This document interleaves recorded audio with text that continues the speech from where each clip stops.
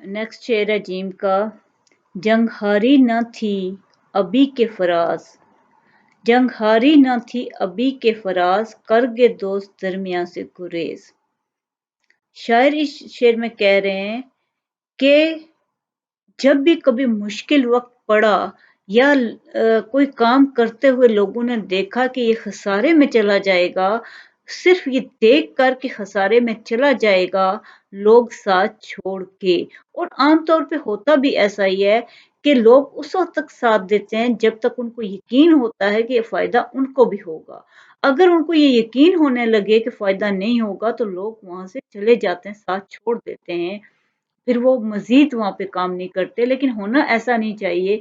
इख़्लाक़ का ये तकाज़ा है कि जब आप किसी के साथ अच्छे वक़्तों में रहे हो, काम किया है, तो अगर हालात वहाँ नासाज़गार हो गए हैं, कमज़ोर हो गए हैं, खसारे में चीज़ जा रही है, तो उस खसारे को रोकने के लिए भी मिलकर काम करना चाहिए।